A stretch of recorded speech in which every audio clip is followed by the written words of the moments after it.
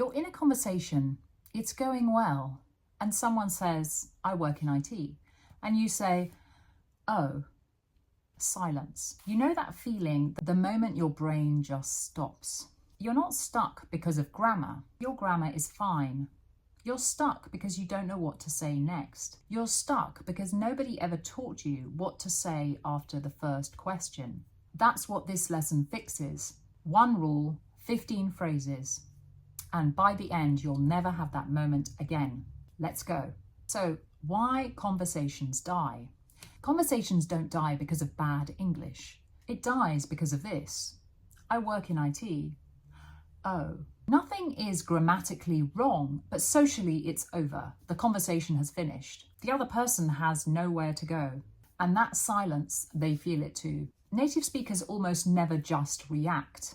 They react and continue.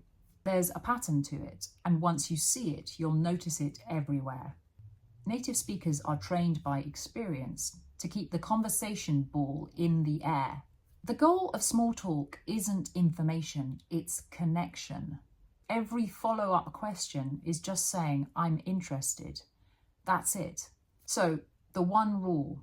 Here's the rule, write it down. Comment plus question.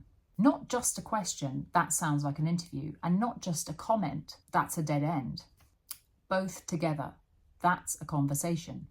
So, I work in IT. Oh, really? That sounds intense. What do you do exactly? See what's happening? The comment, that sounds intense, shows you're listening. The question, what do you do exactly, invites them to keep talking. 2 parts every time. The comment matters more than people realise. Without it, a question can feel like an interrogation. With it, the question feels like genuine curiosity. The comment is what makes you sound warm, not just polite. Section 1, work and study. Someone says something about their work or studies. You've asked your opener, now what? These 5 follow-up phrases work in almost every work or study conversation. Oh really? How come? Use this when something surprises you. What's it like? Open, warm, and impossible to answer with just a yes or no. How did you get into that? People love this one. Everyone has a story about how they ended up doing what they do. Is that something you do often? This is useful when they mention a specific task or project. Do you enjoy it? It's simple, direct, and surprisingly rare. Most people never get asked this, so repeat each one after me. Oh really? How come? What's it like? How did you get into that? Is that something you do often? Do you enjoy it? What's it like is one of the most powerful small talk questions in English. It's open enough so the other person can take it anywhere. And it signals that you're interested in their experience, not just facts. Keep that one close. Section 2, daily life and routines. Someone says, I usually go to the gym in the morning. Here's what not to do. Oh, good for you. That's a dead end with a smile on it. And it can actually even sound sarcastic. Here's what works. Oh, nice. How long have you been doing that? What made you start? Do you find it helps? Is that something you do every day? These questions do something specific. They invite a story. And people in small talk aren't really sharing information. They're sharing small pieces of themselves. Your job is just to show these pieces are worth sharing. So, what made you start is gold for routines and hobbies. It goes just below the surface without being too personal. You'll almost always get a real answer, and real answers are where actual conversations begin. So repeat after me. Oh nice, how long have you been doing that? What made you start? Do you find it helps? Is that something you do every day? Section 3, experiences and opinions. Someone says, I've just moved here, or I tried something new last week. This is a gift. They're opening a door, so walk right through it. Oh really? What was that like? Would you do it again? What was the best part? And the worst? The last one, and the worst, is particularly good. Most people only ask about the positive. When you ask about the worst part too, you signal that you want a real answer, not just the polite one. People relax when you do that. So repeat after me.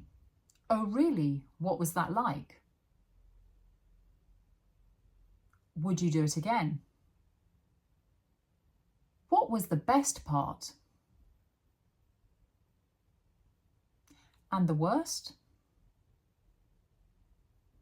Asking about the worst part of an experience is a trust signal. I'm not just being polite, I'm actually curious. Use it once in a conversation and notice how the tone shifts. Section 4, weather, plans and situations. These are everyday moments, the ones that happen in lifts, at coffee machines, on Monday mornings. The weather's awful today. Yeah, has it been like this all week? I'm really busy this weekend. Oh yeah, doing anything nice? It's short, it's light, and natural. Please keep things moving without pressure. Don't underestimate these small exchanges. Research on social connection shows that even brief, low-stakes conversations contribute to how connected people feel day to day. Small talk isn't shallow. It's the foundation. So let's put the whole thing together. Watch how comment plus question works in a real exchange. So an example would be, I've just started a new role. Bad response would be, oh nice, it's just a comment, no question, no connection. A good response would be, oh really, congratulations. What's it like so far? So you comment first and then you question. One more, I usually work from home now. Oh really, how do you find it? Do you prefer it to the office? So you've got a comment plus a question. Notice the question has two parts. How do you find it and do you prefer it? That gives the other person options. They can answer either one. That's a generous conversation. You're making it easy for them. Now pause the video and think of a conversation you've had this week or one you'll have tomorrow. Which follow-up would you have used? Try to answer before you press play. So let's recap. One rule, comment plus question every time. 15 phrases, you don't need them all. Just 3 or 4 that sound natural to you. Start there. And remember, you don't need perfect English. You just need one good follow-up at the right moment. That's what keeps a conversation alive. This is week 2 of Real English Small Talk. Next week, I'll move from small talk to real conversation without it feeling forced or awkward. And that's the one that most people find the hardest. If this helped, leave me a comment with the phrase that you'll try first. I read everyone. See you next week.